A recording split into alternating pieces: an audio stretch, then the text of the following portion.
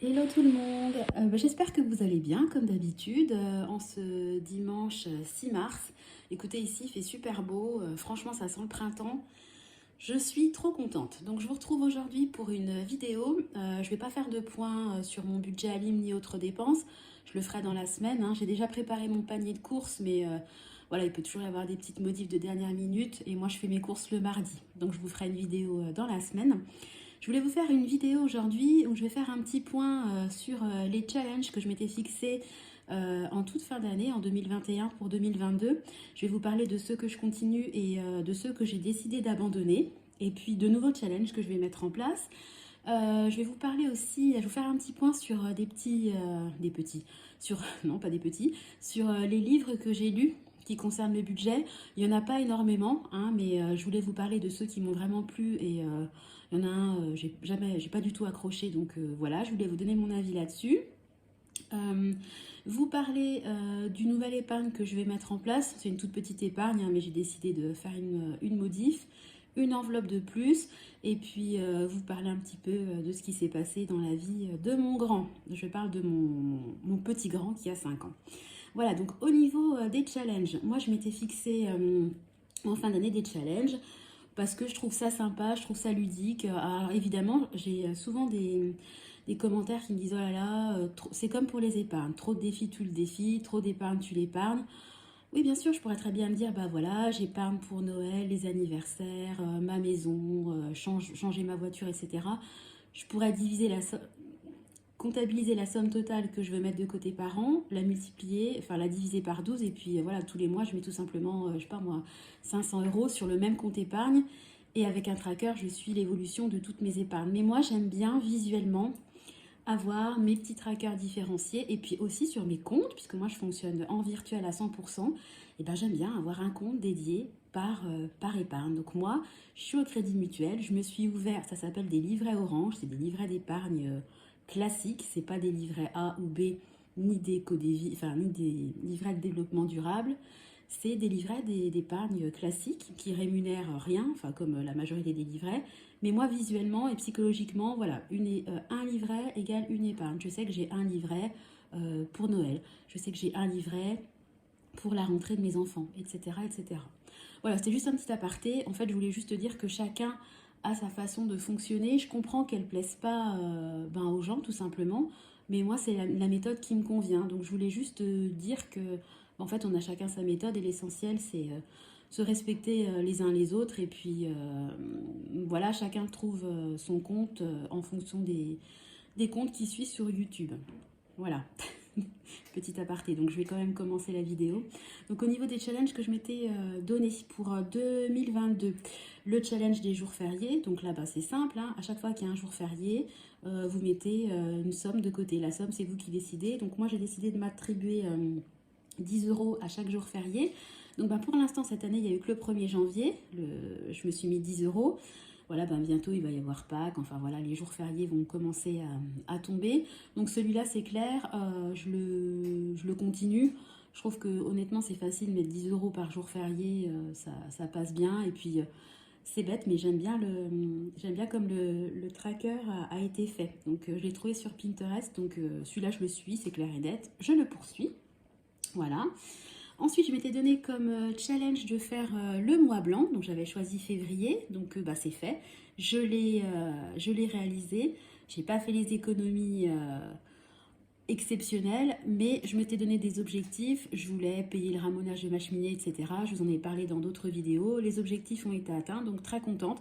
C'est un défi que je pense je réitérerai l'année prochaine.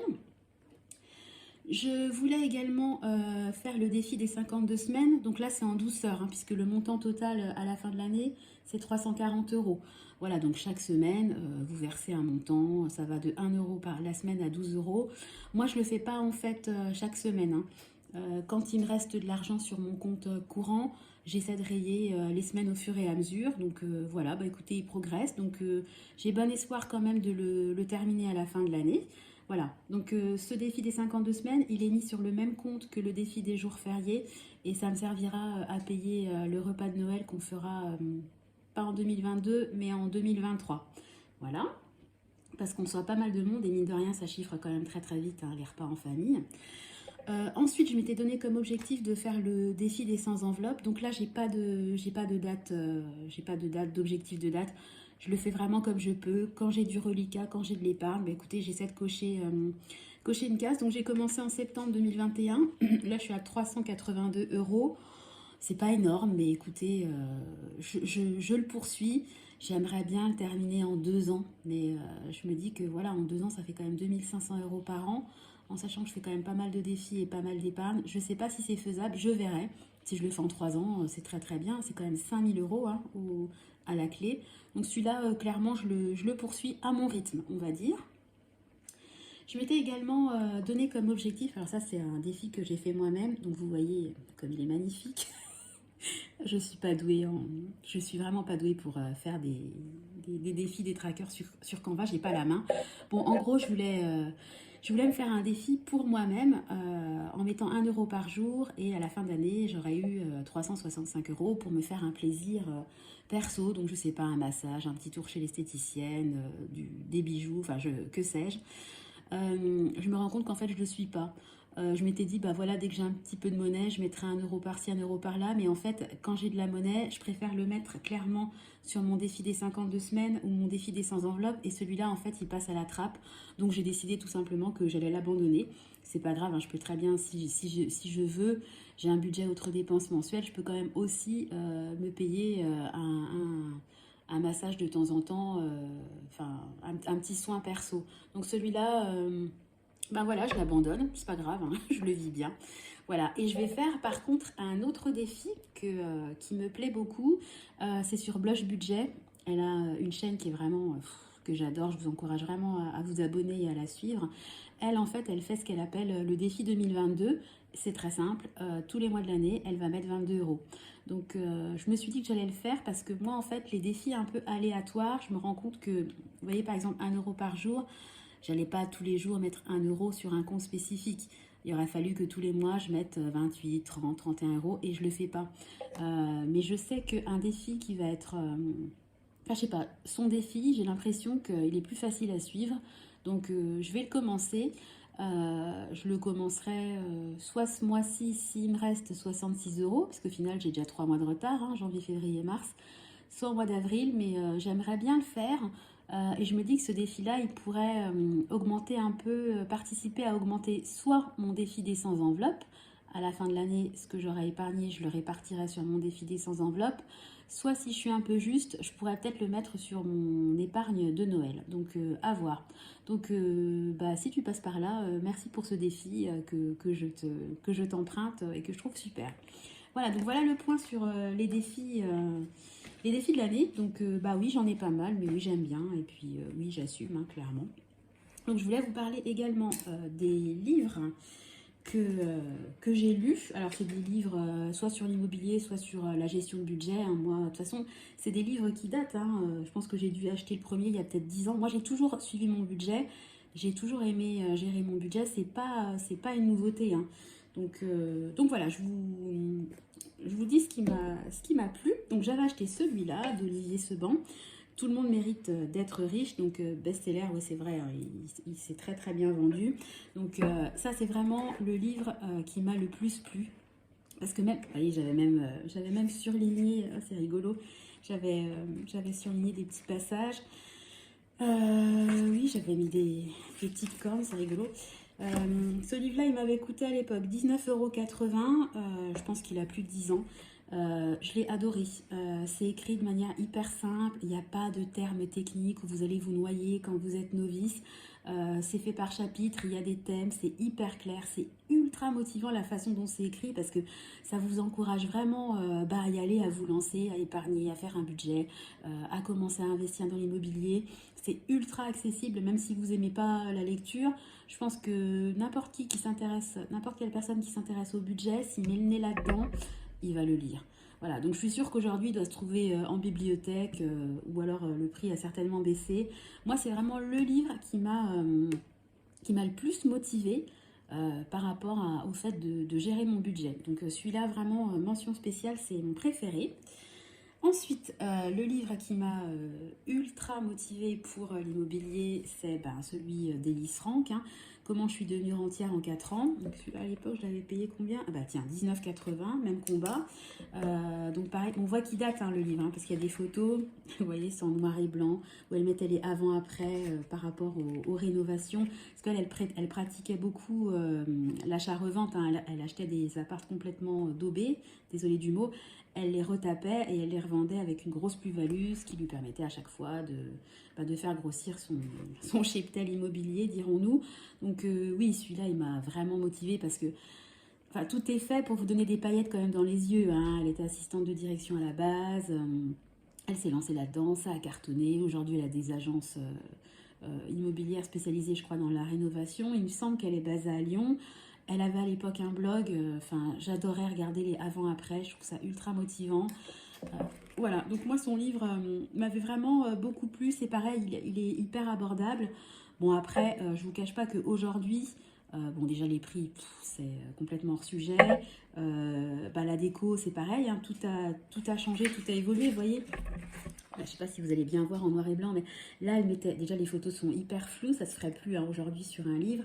Elle mettait des photos où elle mettait des paravents un peu style, un peu avec un style oriental. Enfin, je pense que ça se ferait plus du tout, c'est plus du tout tendance cette déco-là. Mais à l'époque, c'était top et ça m'avait vraiment motivée. Et je pense vraiment que c'est à la lecture de ce livre-là que je me suis dit, non mais Sandra, toi, t'adores l'immobilier, il faut que tu y ailles, il faut que tu te lances. Donc, ouais, mention spéciale aussi à son bouquin. Même si, honnêtement, aujourd'hui, je pense qu'il est devenu un peu désuet. Alors, peut-être qu'elle l'a remis à jour, qu'elle a fait des nouvelles éditions, je sais pas. Mais en tout cas, moi, ça m'avait vraiment ultra motivée. Voilà.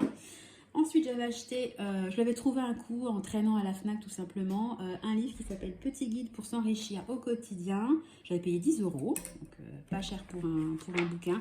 Pareil, des petits conseils pratiques, surveiller en permanence votre endettement, enfin des choses en fait ultra basiques, mais c'est toujours bien, je trouve, d'avoir une petite piqûre de rappel. Et puis, il y a toujours des choses que quand vous achetez un livre, personne ne sait tout, personne n'a la science infuse.